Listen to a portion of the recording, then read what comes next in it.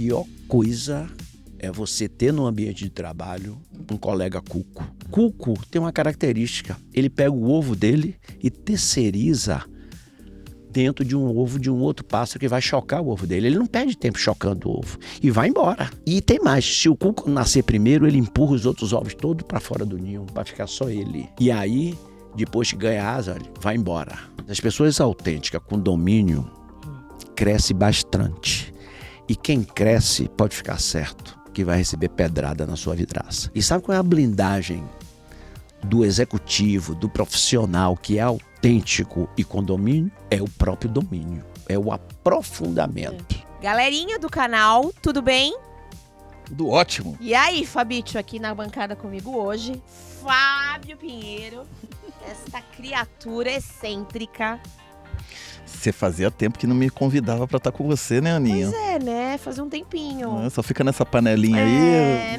Bom, depois a gente discute, faz uma DR aqui na paralela. A gente faz uma DR. Mas e aí, vai ter coisa boa hoje? Vai ter coisas sensacional. Sabe por quê? Hoje tem um cara aqui na bancada que sabe o que ele tem? Ele tem um molho. O molho. Sabe o molho?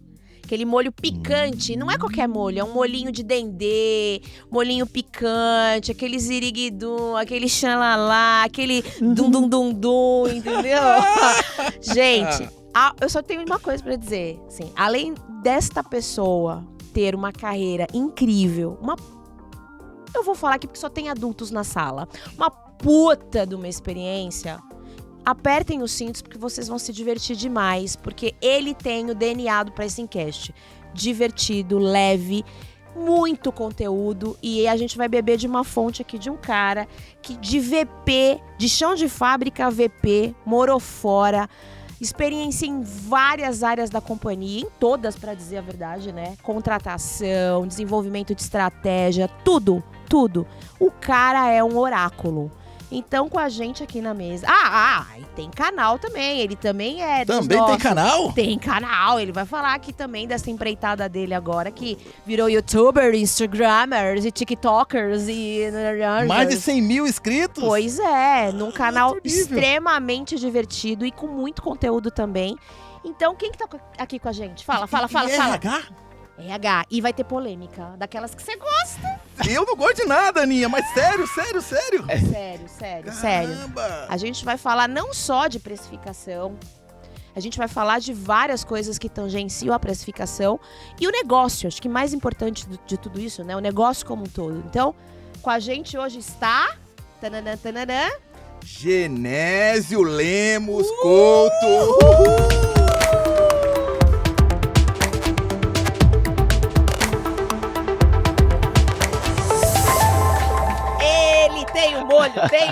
Tem um molho. Vamos ver. Esse cara, hein? Olha, hoje a gente vai falar muito sobre negócios, vamos falar também sobre pessoas e cultura. Nossa. Tem molho mesmo hoje? Tem muito molho. E assim, segura um guardanapão, porque a gente vai se lambuzar aqui de tanto molho que vai ter essa conversa hoje. Boa. Genésio, seja muito bem-vindo aí ao nosso canal. Obrigado aí por estar conosco aí. Obrigada, Genésio. Caramba, eu sou uma pessoa tímida. Tá, Com essa apresentação eu fiquei mais tímido ainda.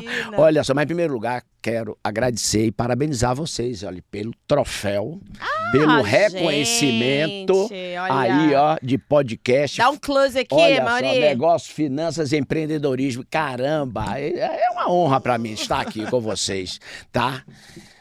Olha, prazer imenso estar aqui com vocês e vamos, como diz Ana, vamos botar molho aí nessa conversa, porque é uma conversa que dá para fazer um mix e tirar uma lição de cada uma. E com certeza, como sempre, eu vou aprender com as perguntas de vocês. Mas Ana, já vi, viu, que você bota para quebrar. Vai devagar comigo, tá? Por favor, devagar coisa nenhuma. A tampa da chaleira vai voar hoje. Vai. A gente tá com um cara aqui que é fob líquido. Fob líquido, sei lá, ele é tudo. Eu não sei, eu não falo essas coisas aí que você vai falar daqui a pouco. Deixa com você. Então eu vou falar porque é o seguinte, primeiro... Eu já falei para vocês, Pricers, que não temos crianças na sala, né? Então, vamos lá. Então, no bastidor, o Genésio falou um negócio aqui muito legal que a gente vai até botar na nossa caneca. Ana, eu colocaria numa estampa de camiseta. E sairia na rua toda linda e bela. Mas a gente tem, né, aqui, né, que respeitar, né, algumas diretrizes, então. Mas, Genésio, fala pra gente o que é ser uma pessoa foda. É isso mesmo que você escreveu. Maldosos. Foda. Se segurem, não é nada disso. Não é. É uma pessoa, isso é um acrônimo, feliz, otimista, determinado e abundante. Isso aí, ó, é do livro, vou fazer o jabá pra você, viu, Carneiro? Seja foda. A gente se assusta muito, é isso aí. E as coisas boas eu filtro e trago pra mim. Adorei isso aí. Então, é bem bacana essa, que é difícil. Por exemplo, eu já ri tanto aqui com vocês que hoje eu tô feliz. E feliz pra mim é o momento que você não quer que acabe. Então, exatamente. Né? Então, esse momento aqui tá muito gostoso. E gente morna é um horror, né, Genésio? Gente morna Fuja. E no mundo dos negócios, né? Gente morna. Fuja de gente morna. Pessoa que não se envolve com nada. E pra mim, pessoa morna, pra mim, é vômito. Pois é de ressaca, coisa ruim. Então, fuja dela. Goste da pessoa que tem posição. E hoje o que mais tem é isso, as pessoas quererem apaziguar. Mas sabe por quê?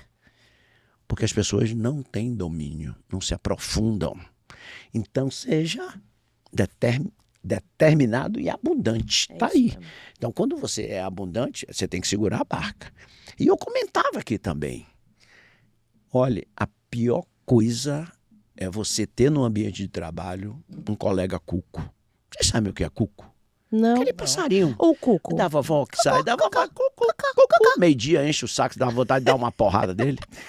A empresa é cheia dessas. Cuco tem uma característica. Ele pega o ovo dele e terceiriza dentro de um ovo de um outro pássaro que vai chocar o ovo dele. Ele não perde tempo chocando o ovo. E vai embora. Olha. Então ele terceiriza. E tem mais. Se o cuco nascer primeiro, ele empurra os outros ovos todos para fora do ninho, para ficar só ele. E aí, depois que ganha asa, vai embora. Então, tem muitos cucos nas empresas que a gente tem que ter cuidado. E que esses que vão embora, criam asa, vão embora, normalmente não querem uma carreira. São carreiristas. Quer tirar a oportunidade em cada ambiente e sair. É isso que eu tenho nessa abertura. Logo para dizer como é um RH. Eu não gosto de RH, a palavra, eu abomino. Você já reparou que recursos humanos se confunde com recursos materiais, recursos financeiros? Está no mesmo patamar. Eu não gosto de gente, eu gosto de pessoas. Então, até a nomenclatura de quando eu era a minha área de pessoas e organização. Pessoas trata de gente, sentimento, crescimento. E organização é o processo. Caramba, hein? Ouvindo você, eu me identifico muito com o que você está falando, Genésio, porque é muito isso, assim. Você ser morno, é você ser chato, é você ser igual a todo mundo. E hoje tá muito assim, né? As empresas, a gente tá... as pessoas estão se deixando virar cópia, né, de um senso comum, sem muita crítica, né, com medo, né, de se exporem, de terem autenticidade, porque a pessoa autêntica vai para um outro patamar, né? Ela sobe. A pessoa autêntica e com conteúdo Total, vai para um outro patamar. Isso é importante. Eu sempre comento, hoje, vendo os ambientes de empresa das quais eu sou conselheiro, e que é o que eu me dedico mais, e no próprio rebuscando, né, na minha memória as coisas que aconteciam e que acontecem ainda hoje, é que o seguinte, as pessoas hoje estão muito superficiais. E tem mais, as pessoas autênticas com domínio crescem bastante. E quem cresce pode ficar certo que vai receber pedrada na sua vidraça.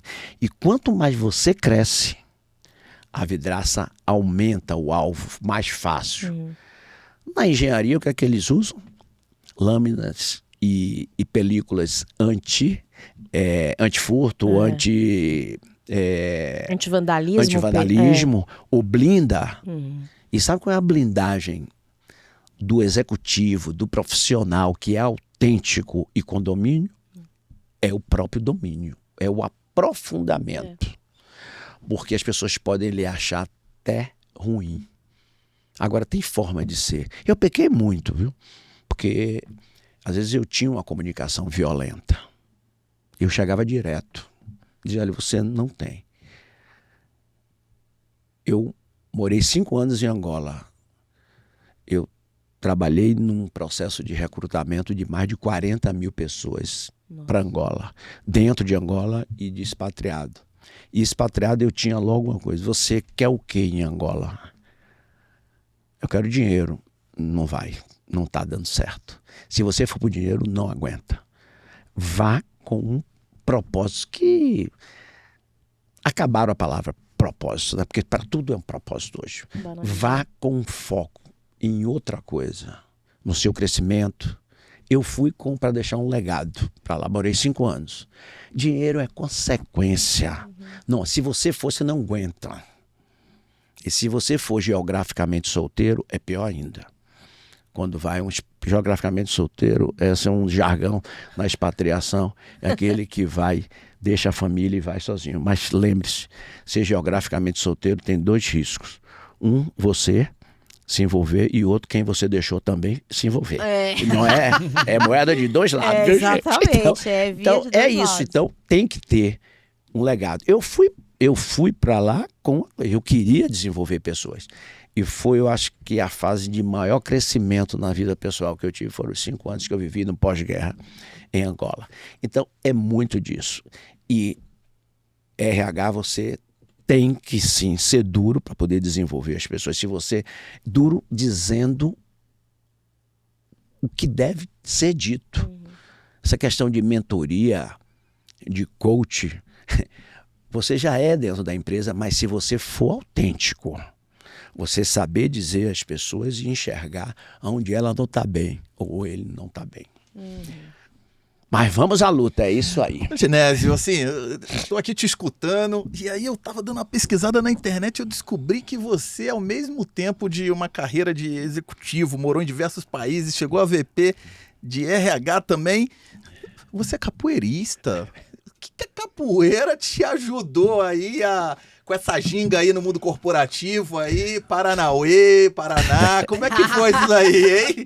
É Olha, isso mesmo? É capoeirista mesmo? É verdade, eu comecei capoeira com 8 anos de idade, me levado por um irmão no Pelourinho, na Bahia, na década de 60. E a primeira coisa que eu aprendi a capoeira, eu vivi no berço da diversidade. Da diversidade social, porque capoeirista naquele tempo era de coisas de preto. Eu não gosto de dizer preto, não, eu gosto de dizer negro. De negro, de pessoal da beira do cais e de pessoas operárias que queriam jogar no capoeira, porque o mestre Pachinha era pintor de parede. Trabalhou, serviu à marinha, mas depois se dedicou à capoeira. E eu fui para lá com 8 anos de idade. E eu vivi essa diversidade. O Pelourinho, nessa época, era ambiente de prostíbulos e também de pessoas, vendedores ambulantes, tudo aquilo que alugava aqueles quartinhos. Então eu ia para ali já com 10 anos. 10 anos de idade eu ia sozinho. Pegava lá um ônibus e saía correndo quando saía da academia 8 da noite, que já estava pegando fogo a rua.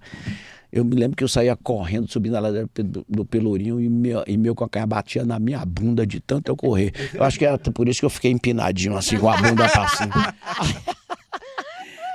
E a primeira coisa que eu aprendi foi isso, a diversidade. E disciplina.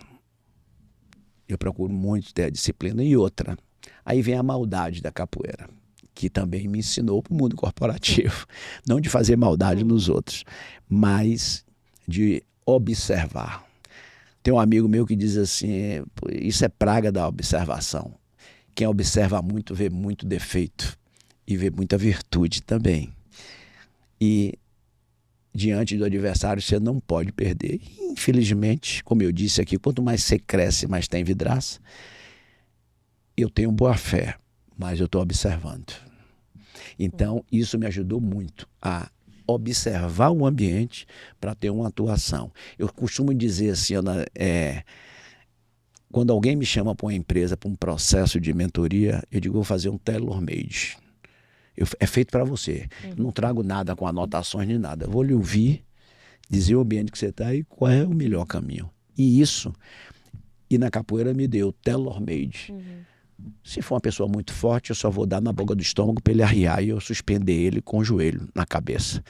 Se for do meu top, dá uma rasteira e depois a gente não bate muito. Então, esse tipo de coisa que me trouxe você ajustar a sua ação para a medida certa e fazer aquilo que tenha efetividade. Eu acho que a capoeira me ensinou a efetividade na minha andança, nas minhas andanças por aí. E a capoeira também tem uma questão de flexibilidade, né? De jogo de cintura, né? A capoeira é uma dança, né? Não é exatamente uma luta, né? Se eu tô Ela, na verdade, é uma arte, dança e luta.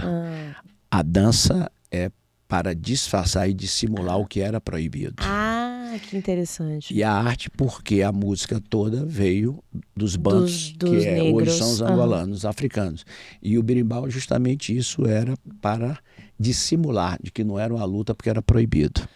Puta, que legal. Olha só. E ela foi criada no Recôncavo Baiano. Não existe, capoeira não existe. Nasceu na Bahia e como eles só podiam usar as pernas, porque ele não tinha nada, é muito exigido a perna.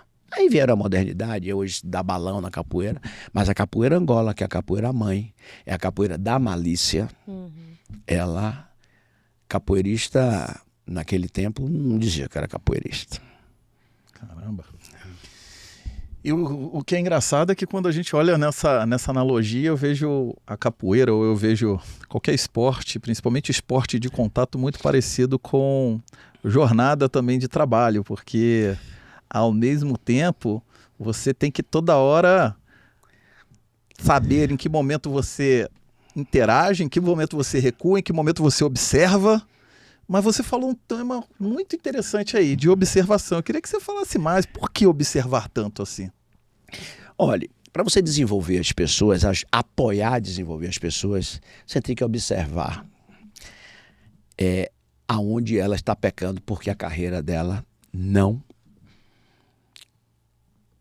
destrava. Esse é um ponto. E tem vários sintomas. Só que as pessoas, às vezes, não dão atenção aos sintomas. Sintomas têm causa. Então, mergulhe na causa e defina uma ação. Esse é o primeiro ponto. Então, se tem uma pessoa patinando na carreira, a gente vai olhar. É um líder tóxico, não é? Né? Tóxico. É tóxico, é o baiano. Tóxico. É tóxico, é o baiano. Você vê que eu já corrigi, o tóxico. Porque meu sonho era ter um sotaque sem aparecer internacional. Mas se eu não conseguir até hoje, acho que eu já perdi, né? Mas o sotaque baiano é brincadeira, maravilhoso. brincadeira. Tem um molho. Tem um molho. Então, a observação é para você ser efetivo. E você vai entrar no ambiente.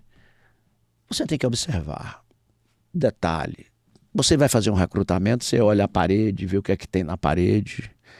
Você vai no Recursos Humanos fazer uma entrevista, tem uma florzinha e tem o retrato da família. Você tem que ser doce com essa recrutadora. Se lá tem outros símbolos, você tem que ver. Porque o símbolo mostra quem é a pessoa. Então, eu tenho um episódio que diz: quem erra mais, recrutador ou recrutado? É o recrutador. Mas para ele não aparece, porque só fica para você e ele. Você não tem voz na empresa, ele guarda o que ele erra. E o recrutado não. Ele errou uma vez, já é descartado. E às vezes a pessoa que está diante de você não tem a maturidade suficiente para entender que ela deixou você esperando 2 horas na cadeira, ou vai fazer remotamente, que aí vem o tempo da pandemia, mas acabou. Você não conhece um candidato remotamente, você vai fazer um arranjo. Então, você às vezes sabe pelo descuido, mas às vezes a pessoa é humilde, está diante de um azulejo da cozinha, com um azulejo com um rejunte todo sujo. Não é um descuido que a pessoa se... É a condição. Então, tem que ser presencial no primeiro contato para ser efetivo. Então, esse é o ponto. E às vezes as pessoas também eliminam até por currículo, as pessoas ficam por currículo. Eu tive um exemplo de quando a Odebrecht entrou na crise, eu fui 32 anos dela, os colegas com uma trajetória tremenda iam para a empresa, aí a pessoa de recrutamento lá, uma pessoa de 20 anos, 22 anos, estagiário, essa da Odebrecht não presta. O dono deveria matar, às vezes sabia, queria matar, porque era a oportunidade de ter um cara que trabalhou em vários países, intercultural, com uma experiência de uma engenharia tremenda, e às vezes era eliminada por uma inexperiente recrutadora. E aí vem, eu lhe disse, Fábio, ele disse aqui agora, falta de domínio das pessoas. E sabe o que é isso? Falta também de acompanhamento da liderança. De pegar, fazer uma seleção antes, entrevista esse aqui, já direcionar para as pessoas menos experientes. E aí é por isso que às vezes o RH perde espaço.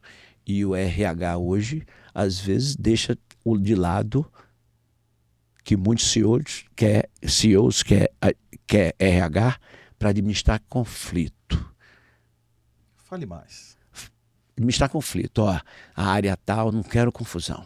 Quero que ninguém saia, vá lá, apazigo isso. Não é isso, pô. É tipo, joga pro universo para alguém resolver Para resolver. o meu e aí problema. o RH perde. Aí diz, o RH estratégico. Não, você não está sendo estratégico. Você está trabalhando não para logomarca, você está trabalhando para um líder que não quer confusão. E aí os RHs vão perdendo espaço com isso. Porque o RH tem, inclusive, para ser um mentor, não de dizer amém, mas um mentor do próprio líder ou do senhor. Porque vai ver, se você for olhar, como é que o cara foi bom a vida inteira e de repente o cara virou ruim? Vamos demitir ele. Eu digo, calma, você fez uma avaliação, pediu promoção? Vai não. Reveja o que é que... Porque... Aí ele caiu por quê? Ninguém muda em 3 meses. Ou então ele está provocando a demissão dele porque você é ruim. Porque você é um péssimo líder. Então, o RH tem que ser... Eu era assim. Como executivo, eu era assim. Então, eu entrava e apoiava os meus liderados a enfrentar líderes poderosos. É isso aí. Por quê? Porque você desenvolve.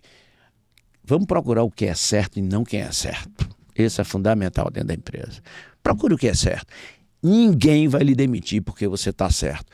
Pode ficar pé da vida com você porque você contestou, porque você questionou, mas não vai lhe demitir, sabe por quê? Porque a pessoa que entrega, o cara segura a barra, porque sabe que precisa disso aí. Então, domínio e entrega. Esse aí segura qualquer um. Agora, hoje as coisas estão mudando. Até o clima está mudando, me perdoe. Eu saí de casa com 17 graus e já estamos aí com bastante, entendeu? Favor.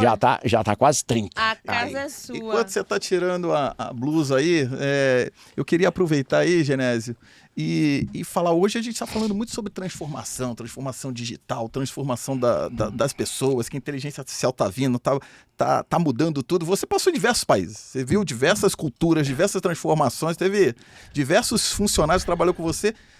Quais são as lições aprendidas ou as recomendações que você dá para quem está liderando transformação, está passando por uma transformação? Assim, e a pergunta de $1 milhão, está acontecendo mesmo ou é só mimimi, ou é só firula, não tem nada acontecendo, tá tudo normal? Não, tá acontecendo. Transformação tá forte. Eu tenho uma lição aprendida comigo mesmo. Eu fiz uma transformação de uma base de dados que era Oracle para SAP. Ixi, Maria. Eu fui sponsor do projeto. E E eu fui sponsor do projeto porque eu era o reclamão. Porque eu já tinha implantado, já tinha sido partícipe e usuário. Você sabe, né? Existem 2 usuários, de droga e de TI. Não, e a gente já teve um CTO aqui, que já veio um amigo meu, inclusive André Menezes. Aí, ó, você tá no nível ali. Aí é no entendeu? mesmo nível. Meu irmão também é de TI. É de TI. Só tem 2 usuários, de droga e de TI. Ele ajuda a resolver problema que você nunca teve antes dele. Então, esse é o grande problema. E aí é o seguinte, eu reclamava muito. Aí o CEO disse, Genésio, chave, você é o projeto, você agora esse grande projeto, eu fiz em 2 países e fiz no Brasil, 3 RP. Que presente, hein? Nossa. Mas eu como usuário. E aí como sponsor, foi o 4. Aí eu disse, olha, não vai ter equipe de projeto. Aí por quê? Não, porque a equipe de projeto vai embora e aí com 3 meses o cara quer fazer a mudança, 1 mês. A equipe de projeto não entendeu bem o que eu disse não. Eu digo, não, cada área vai determinar quem é da sua equipe que vai estar sem prejuízo do dia a dia, vai dar aí para fazer. Pô, vai sobrecarregar nada, tem muita gente coçando o saco aí, dá pra ver. Tem gente demais. Pode fazer que vai dar certo. Eu já fiz em 2, deu certo. Aí o CEO disse assim, no bônus, se implantar com tudo isso dentro do prazo, essas pessoas que participaram, nós vamos dar um reconhecimento de 10% do que sobrar das metas dele. Sobrou, o cara cumpriu 60% da meta. Vai ganhar 66%. 10% disso aí. Pô, aí me deu a chave do... Você é o chefe da porra toda. Ele disse assim, ele escreveu, você é o chefe da porra toda. Deixa comigo, ó, já gosto. Eu digo, eu só quero que você me faça uma coisa. Você já ouviu, quem assiste filme de cowboy sabe que o xerife tem uma estrela, né? Mas uma estrela de metal pro trilho bater ali e voltar, ricochetear, como se diz. Me dê a estrela de xerife. Mas como assim? Quero que você anuncie. Diga que você me deu essa delegação total. É importante. Porque vai ter cacete. Eu sei disso. Fomos pra lá. Você, RH falando que vai ter cacete. Vai, mas não, Mas mas é o que aí mais eu RH eu sou um papel e agora eu tô em outro. Eu sei diferenciar. Esse também é uma habilidade que tem que ser adquirida. Não é uma soft skill. Isso aí é velho, mais velho que Papai Noel isso Eu vou aí. até anotar aqui, ó, soft skill. É, soft Vamos skill. voltar daqui a pouco. Tá. Pois é, aí você tem que desenvolver isso. Numa boa, tem que tirar o chapéu de um e de outro. Resultado. Vamos para o projeto. Gestão da mudança, vamos fazer a gestão da mudança. Aí foi meu erro. Gestão da mudança, coisa nenhuma, quem não quiser te demite, rapaz. Não tem esse negócio de gestão, tem que se adaptar. Vamos adaptar as pessoas para isso, adaptabilidade, que é um soft skill exigido, sempre foi. E hoje, mais do que nunca, diante da transformação, a adaptabilidade é o que está em primeiro lugar hoje. E aí, cara, olhe, data do Go Live, janeiro de 2019. Eu não fiz gestão da mudança. Go Live no dia marcado e 10% do orçamento abaixo. Uau!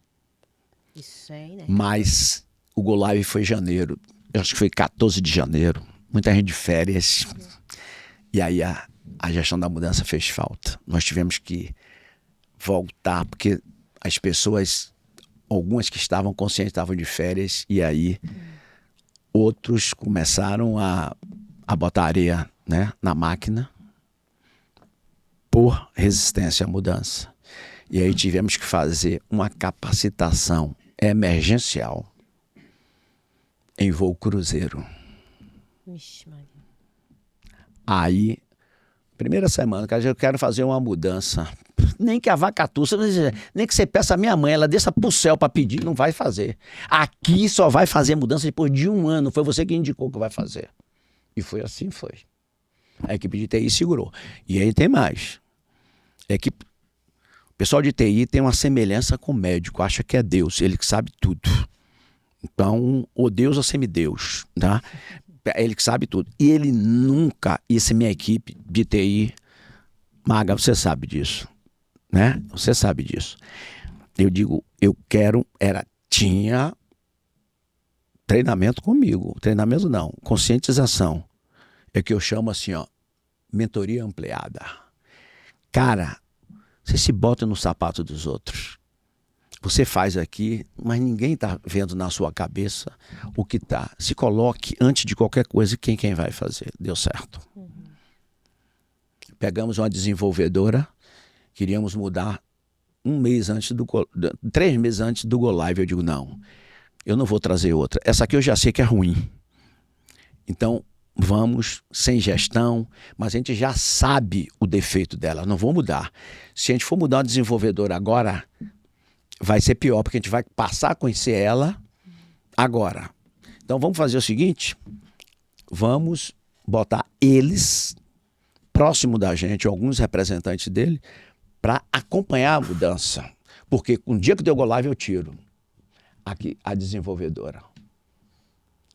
Turnover altíssimo que eles tinham, a pessoa saía no projeto, péssima gestão, empresa estrangeira, sem conhecer a cultura brasileira, e interculturalidade é a minha praia. Então eu digo, a gente vai tirar.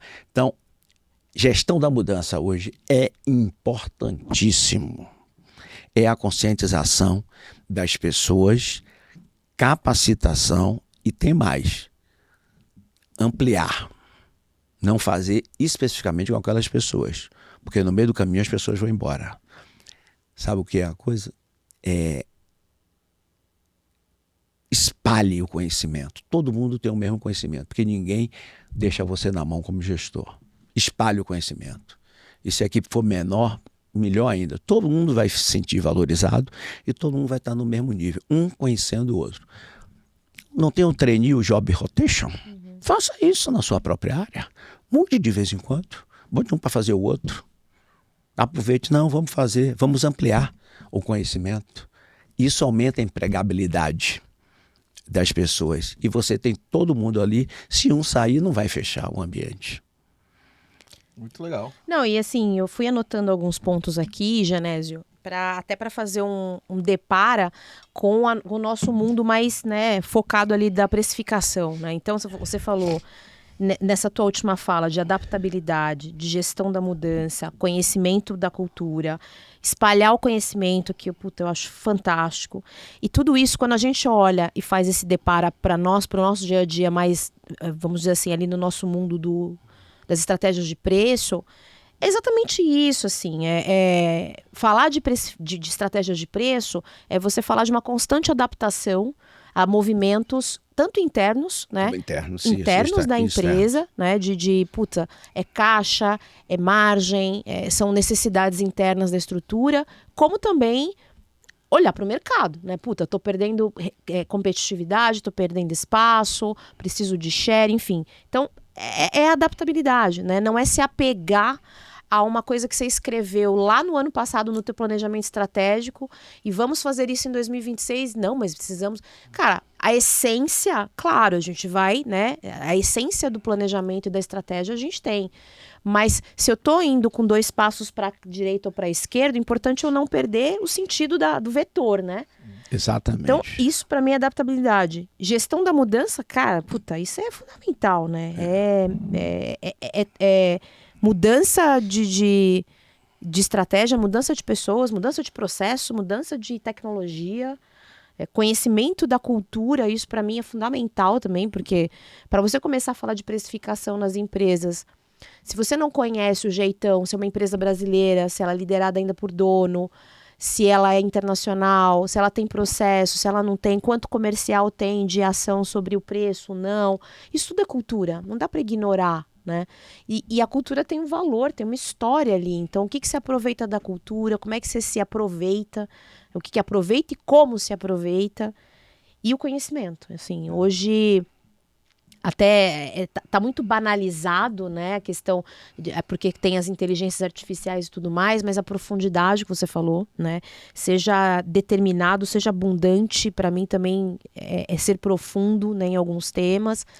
sem perder a simplicidade da comunicação e sem você também perder a objetividade. Então, muito do que o Genésio está falando aqui é completamente depara para o nosso mundo, né? Então...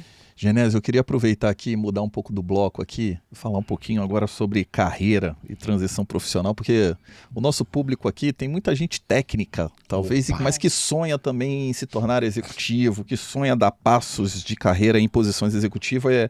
Qual o maior obstáculo que você observa nessa transição, assim, como superá-lo para quem vem de uma carreira mais técnica, assim?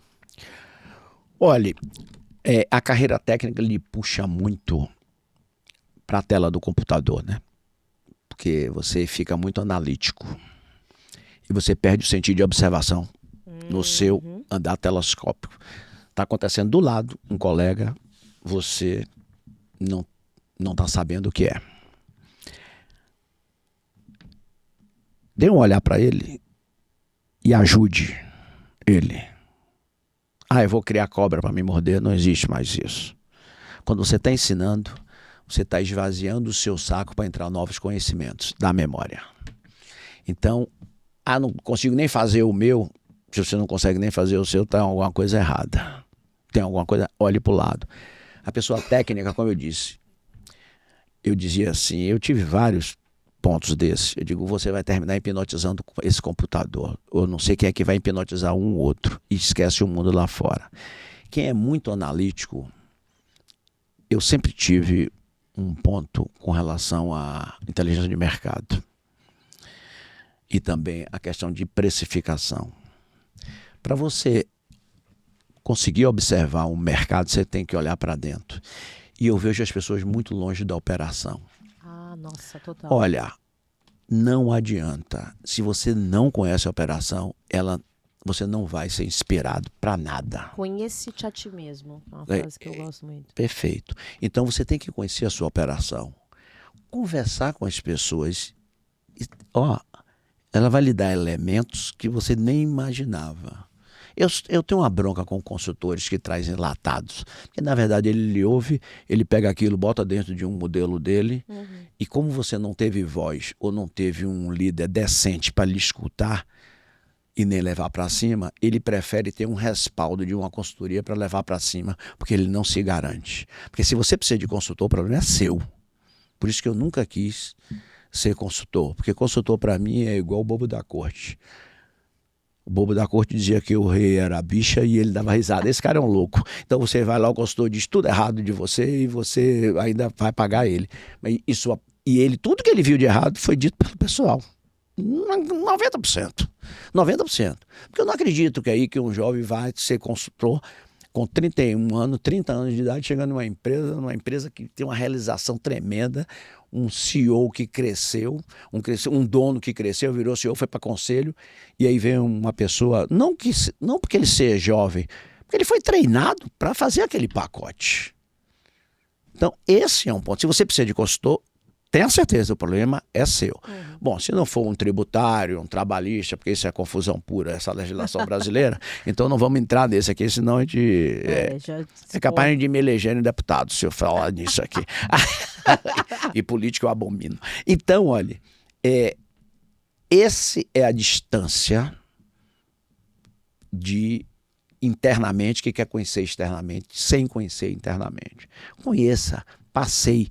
Olhe bem, se você passear pelo chão da fábrica de quem faz e quem está no dia a dia, você vai aprender e vai ter muito mais repertório para ser autêntico e defender uma posição do que qualquer um que só fica no tapete, nas torres de marfim do corporativo.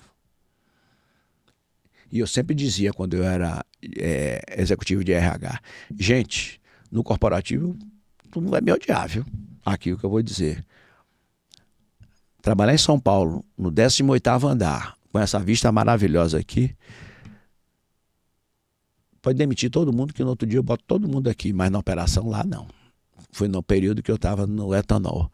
Aquele pessoal que fica de sol a sol, em 3 turnos, 24 horas, aquele ali é difícil encontrar.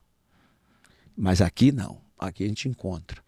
Agora, não encontra se o cara for diferenciado. E aí o domínio que eu falei faz ele diferenciado. Aí. Eu queria pegar um gancho, porque Pegue. se esse cara é o diferenciado, ao mesmo tempo em várias publicações você fala assim, eu odeio a palavra retenção. Mas Rapaz, retém o diferenciado ou não? Não, Por que não você retém. odeia a palavra retenção? Agora abre aí. eu vou abrir. Momento polêmico. Eu como bom baiano. Quando você perde uma companheira ou um companheiro, você vai lá pra mãe de santo, pra cartomante, pra jogar abuso, pra reter a pessoa. Você quer uma pessoa dessa com você? Que você tem que fazer um trabalho pra reter ela? Não, pô. Vá ser feliz onde você quiser. Olha, a coisa mais retrógrada do mundo corporativo é um trabalho de retenção. Quando o RH diz assim, nós estamos fazendo um trabalho de retenção, tá louco? Trabalho de fidelização. Você fidelizar uma pessoa é outra coisa, porque fidelização, sabe como é que vem? Vem com pertencimento. Quando você se identifica com valores da cultura e com espaço de crescimento para você e de horizonte. Aí, vamos engajar? Não. Primeiro, faça pertencimento, porque você engajar é um risco. Você está engajando a pessoa a uma meta, está engajando uma pessoa a um líder. Se o líder foi embora, leva a pessoa. Ela não teve pertencimento, está engajando. A meta é o dinheiro somente. Então, o engajamento sustentável vem com o pertencimento. E eu digo o seguinte, se engaje com as suas metas, com a sua liderança e com sua carreira. Se você não encontra espaço para a sua carreira, aí é hora de você ir embora. Esse é o ponto. O engajamento é com você primeiro. Eu tenho um fato interessante, viu, Ana? Certa vez eu trabalhava no exterior e eu trabalhava em obra, gerente de obra, administrativo financeiro. Todo sábado eu tinha um acordo com a família. Eu vou até meio-dia na obra, ela ficava a 40 quilômetros de minha casa. Eu vou e é o dia que eu vejo a parte toda de processo e tal, e que eu converso com as pessoas lá do canteiro de obra, vou alojamento, vou olhar isso, vou olhar refeitório. E teve um dia que teve um problema e eu me atrasei. Cheguei em casa 3h. E todos esperando lá, azul de fome. Aí minha filha disse, você gosta mais do seu trabalho do que da gente, né? Minha filha tinha 12 anos. Estavam os 3, minha esposa, o mais velho, 14 anos. Eu digo, errou. É mais da gente? Digo, não, de mim. E depois é a gente? Não, é meu trabalho. E a gente é o terceiro? Sim. Se eu não estiver bem comigo, eu não vou estar bem no trabalho e não vou dar as condições que vocês merecem para ser feliz e eu mostrar que gosto de vocês. Nunca mais se falou isso. É duro falar isso. Mas é isso mesmo. As pessoas às vezes se esquecem dela.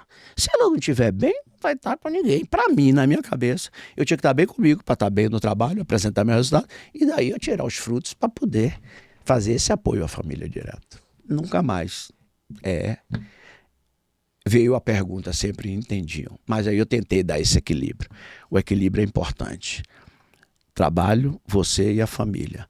Quando você desequilibra essa balança de 3 pratos, algum vai sofrer, vai dar errado. Aí o equilíbrio, aí vem para a carreira você ter esses 3. E o equilíbrio aí, pessoal, é o financeiro, é você estar inspirado, porque a rotina mata, mas o cotidiano inspira.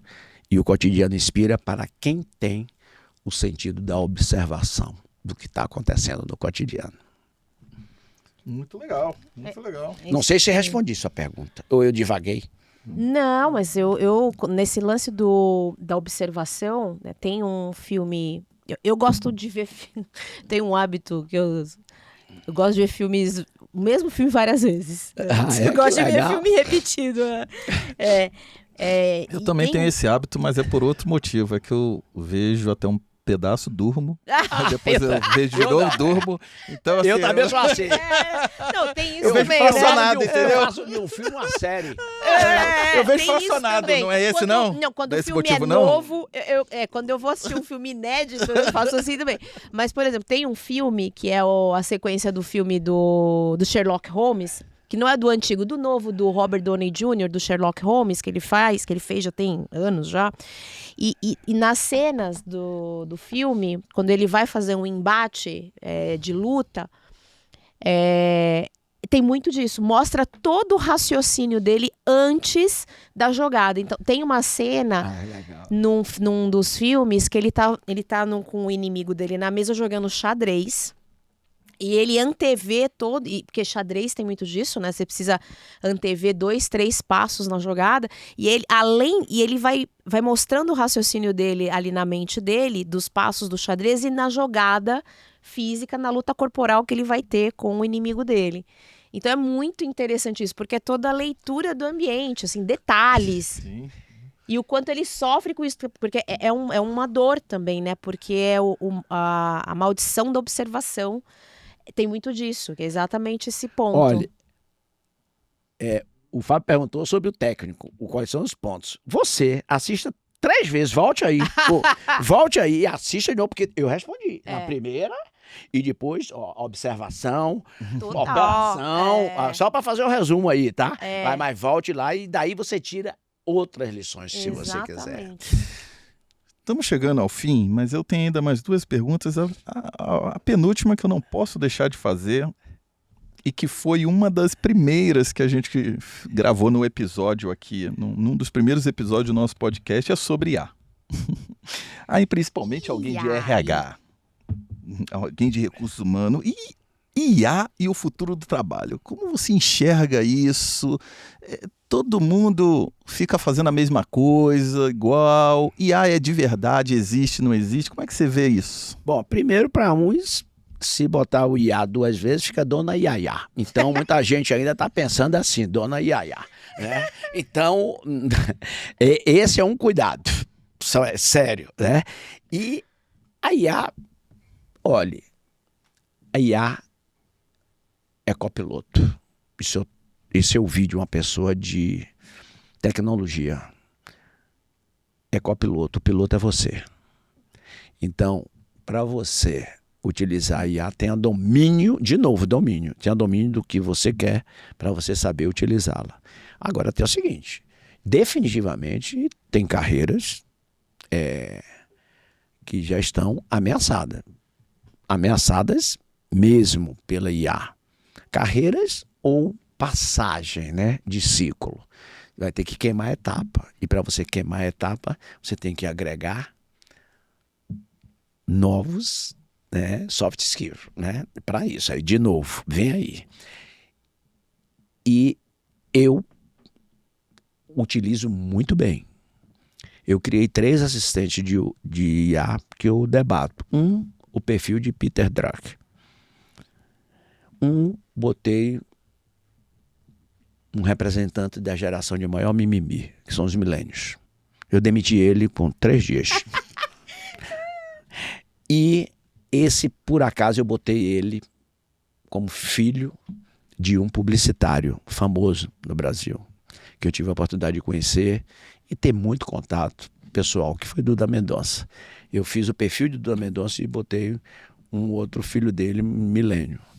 Eu terminei demitindo o pai também, apesar de meu amigo, eu sei que ele está no céu lá, mas demiti ele também, porque ele estava muito cheio de vontade. Aí, então, essa é uma realidade. O pessoal criativo, sim, designer, vá pensando, vá repensando. Eu mando bem vários, eu gasto um dinheiro tremendo com os aplicativos, testo, faço ali e vou mandando bem. Me divirto com meu neto, pego vídeos dele, faço, sala de brinquedo, eu pego do ouvido aos brinquedos, boto para conversar, para não ficar distante. E a pior coisa de quem quer uma carreira é se fossilizar, é pensar que não sabe mais. A fossilização impede crescimento dentro da empresa e impede também a ida para o mercado. Então, É impressionante como as pessoas não atentam para a fossilização na sua carreira. Você deixou de aprender, deixou de ter frio na barriga, sintoma. Tem uma causa. Calmaria não é bom. Quando você está muito estabilizado, eu botei, para quem quer fazer uma carreira, faça assim, bote uma marca. O que você quer falar a cada ano do que você fez diferente? Você, sinceramente, eu tinha isso. Eu tinha que cada ano... As pessoas dizem que eu sou vaidoso. Não sou vaidoso. Eu gosto de mostrar resultado. E isso me deu repertório na minha vida. Mudança de país. Fui para Angola um mês que eu fiz 50 anos. Para um país que levou 30 anos em guerra depois. Eu topei o desafio. Então, tive a oportunidade, com 9 meses de empresa, ir para o exterior também. Porque a vontade de realmente crescer. E fui escolhido. Meu pai chegou e disse assim, meu filho, você é o único que vai sair de casa.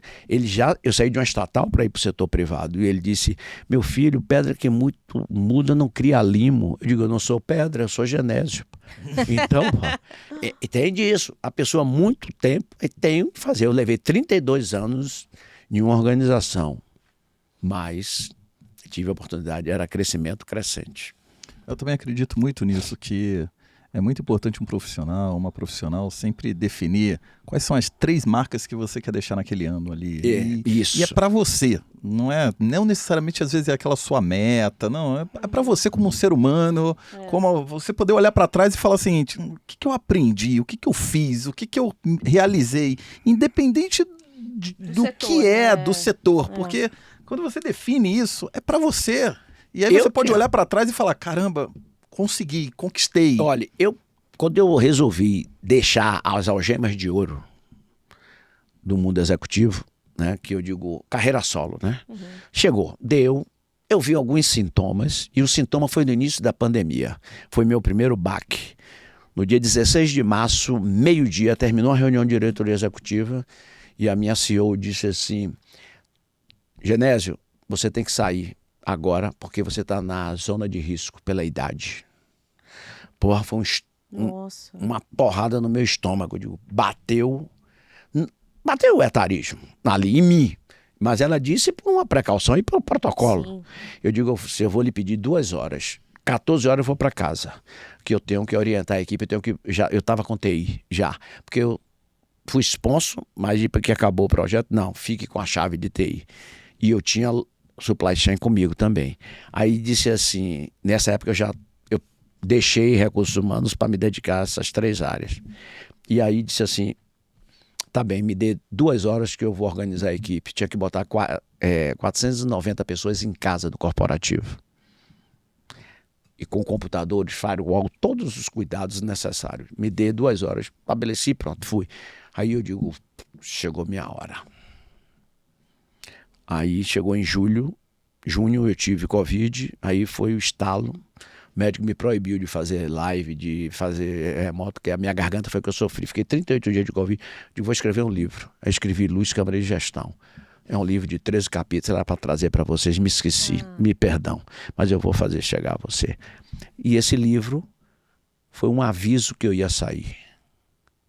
Aí eu procurei um coach, não para dizer o que eu teria que fazer. E eu queria um coach conhecida, que me conheceu na vida executiva, para me orientar melhor na minha saída. Eu não queria ficar viúvo da empresa que eu trabalhei 32 anos. E eu disse, minha meta é escrever o livro e sair. Disse, não, sua meta é sair. Aí eu botei data. Botei data na saída e no livro. No dia 4 de dezembro eu fiz uma live com 540 pessoas, lançamento do livro. Estavam ainda todos em casa. Em janeiro, eu passei a ser conselheiro. A primeira empresa de construtora, o Grupo Alves da Cunha me chamou para ser conselheiro. Aí daí em diante aí fui para o agro, para a construtora. Caramba, trabalhei o livro durante o ano. Digo, esse ano teve 2 coisas. A minha saída e o lançamento do livro. Trabalhei o livro. E aí depois meu irmão, que me levou para capoeira, tinha já tinha falecido, e ele deixou alguns manuscritos. E em 2021, 2, eu comecei a sonhar com ele, pedindo para que... Cadê meu livro que você me prometeu que você ia me ajudar? Aí, em maio de 22, eu comecei a fazer uma pesquisa de 3.000 fotos do acervo dele com a família, os manuscritos, juntei, dei forma e lancei um livro póstumo no Pelourinho no dia em dezembro de 22. Isso eu deixei aí, esse apoio. E aí, pronto, trabalhei o livro dele de 23. 24, eu ia fazer um segundo livro. Minha filha, Julie Couto, que atua como, eu não gosto de influência não, geradora de conteúdo. Quem siga ela, Julie Couto. Julie, J-U-L-E Couto. Não, meu pai, não lance livro não. Ela e o marido dela, não lance livro não. Faça um canal no YouTube. Lancei o canal em 2024, perdão. Em março de 2024. Trabalhei o canal, evoluí, fiz o canal. Esse ano eu ganhei a placa dos 100 mil. Que legal. Com 1 ano e 3 meses eu ganhei a placa. Eu digo, agora o que é que eu vou fazer? Tem que ter uma outra. Eu vou dar um spoiler aqui, primeira mão. Porque havia muitos pedidos e eu estou abrindo a plataforma Prime by Carreira no Topo de cursos. Que 10! Cursos de carreira meu e de convidados também. Não é, a plataforma não vai ser só Genésio.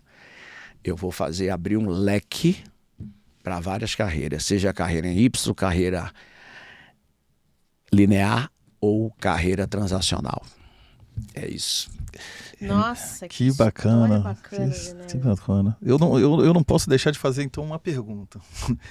Depois de 30 anos de carreira, livros publicados, canal, agora com esse seu plano, assim, qual é o legado que você quer deixar, Genésio?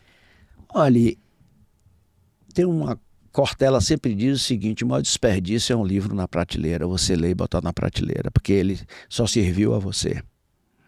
Você tem que doar aquele livro. Eu acho, sem nenhuma prepotência, sem nenhuma arrogância, mas eu acho que eu posso contribuir muito com jovens, pessoas também de média liderança, grande liderança, C-level, pelo conhecimento que eu absorvi durante esse tempo. E eu me sinto na obrigação, claro, e eu tento ajustar esse conhecimento. Eu não reclamo de geração Z, pelo contrário, eu também já fui revolucionário, fui igual a geração Z um dia, todo mundo foi.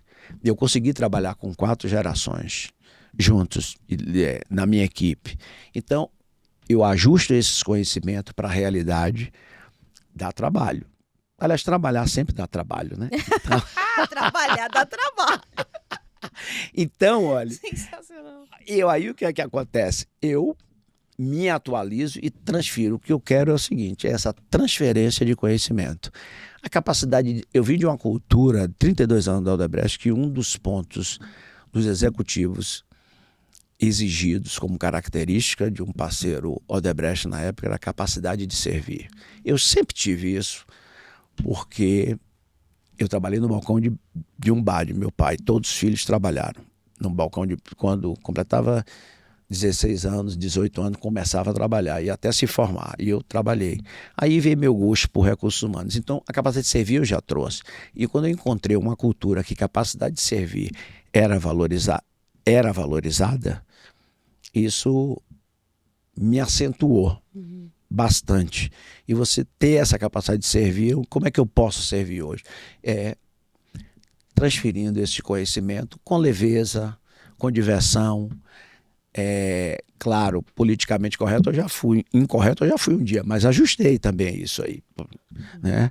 Se eu dei um palavrão aqui e ali, isso não feriu a ninguém, mas também eu respeito muito as pessoas, e quem tem respeito a pessoas nunca é politicamente incorreto. Caramba, uma aula, hein, Anny? Ai, olha, é o que a gente fala, e aí...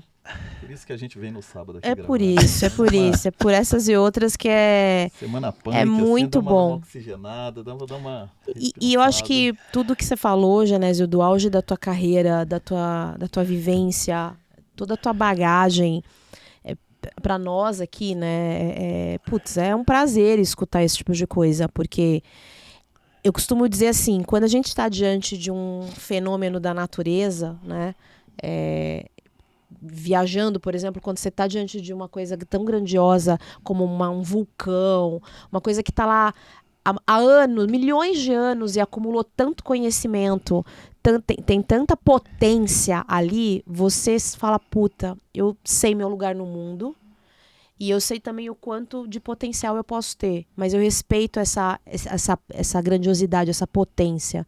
Então, eu faço essa analogia aqui porque é isso, quando você está diante de... Teve uma viagem passada que a gente fez, eu e meu marido, e a gente teve a oportunidade de subir num vulcão. Foi muito emocionante pra mim. Porque você tá ali no Foi em Quito, não? Foi em Nápoles, na Itália. Foi no Vesúvio. Vesúvio. E você consegue até sentir o cheiro do enxofre, né? Da força que aquele cara tem. Que a qualquer hora, se ele resolver... Ele te mata todo mundo ali, mata todo mundo que tá ali no pé da cidade. Mas isso te coloca num lugar, claro, né? Quando você tem essa reflexão e esse lugar de, puta, eu reconheço essa potência, bebo dessa fonte e sei meu lugar no mundo e sigo evoluindo. Então, acho que você hoje foi o nosso Vesúvio. Caramba, poxa, muito obrigado. Foi muito poética, muito poética. Então, é só gratidão. Muito obrigada por ter doado esses minutos aqui pra gente e pra nossa audiência, com certeza. Mas, Aninha, o pessoal que ficou até o final, que senão você ia esquecer, o momento polêmico aqui, vai ter ou não vai ter o... Eu acho que a gente devia guardar numa caixinha para um próximo episódio, voltar com o Genésio de novo para dar aquele gostinho de quero mais. Genésio volta no próximo para falar sobre o quê, então? Soft skill. Soft skill. Sério que ele vai voltar? Você vai falar sobre isso? Mas é lógico. Ô, Genésio, vai ficar para próxima, mas antes disso, vira para aquela câmera ali, ó. Se você tivesse que falar para humanidade, se você tivesse que falar pro público, o que tá ardendo aí dentro do seu coração, mensagem que o público pode implementar amanhã, ou pensar, ou refletir amanhã, o que você falaria, cara? Gente, é o seguinte, eu sempre costumo dizer que qualquer pessoa acima de 20 anos não tem o direito de se desmotivar. E o líder não procure motivar ninguém, procure inspirar que as pessoas vão buscar os mecanismos para se motivarem. Então, se você está desmotivado no seu ambiente, a culpa é sua. Primeiro, é um sintoma. Veja qual é a causa. Você tem um chefe ruim, porque não é líder, é chefe, é ruim. Você pode estar num ambiente não competitivo, porque a competitividade é boa. É ruim é a rivalidade. Você está num ambiente onde não é reconhecido, você é um ambiente que as pessoas lhe esqueceram não por você. Traga. Não se vitimize nunca. Então, esses 4 fatores vão fazer com que você busque a sua motivação. Bom, chegou o meu tempo, não deu. Eu vou ser feliz em outro lugar. Esse é o ponto. Porque aí você não fossiliza nem sua imagem e nem sua carreira. Quando você junta essas duas coisas, aí não tem progressão. Então é o seguinte, nada de se vitimizar. Procure sim um líder que lhe inspire para você crescer e se desenvolver. E nunca pare de aprender. Às vezes tem alguém que diz assim, vamos desaprender o que aprendeu. Não, ninguém desaprende, está guardado lá. Deixa ele guardado numa gaveta. E aprenda cada vez mais. E busque ter domínio, porque senão a IA vai lhe matar. Dona Yaya. Eita! Adorei, até anotei. Dona Yaya. Caramba! Genésio, muito obrigado aí por você estar aqui conosco. Seja foda. Aí, ó. Apareceu um intruso foda. aqui. Feliz, otimista, determinado e abundante. Muito obrigado Eu pela posso sua deixar participação. uma coisa aqui? Claro! Se você Olha, quiser. afinal, eu me inspirei isso na saída do Oceano Vermelho para o Oceano Azul.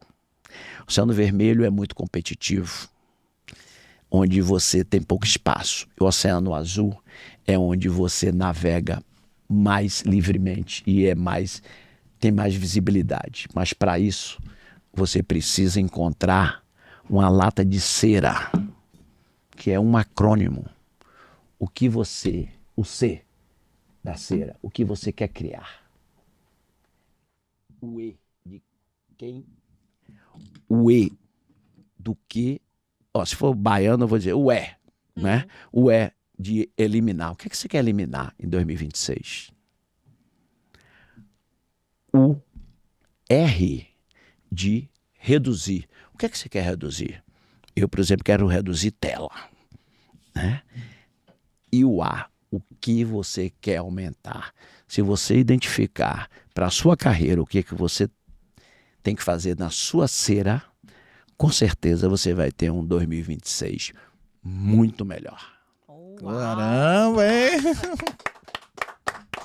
Muito obrigada, Genésio. Genésio, como é que o público faz para te encontrar? Que a gente vai deixar os links aqui. E como é que eles fazem para te seguir no canal aí também? Carreira no topo, ó, o atalho do êxito. Não é sucesso.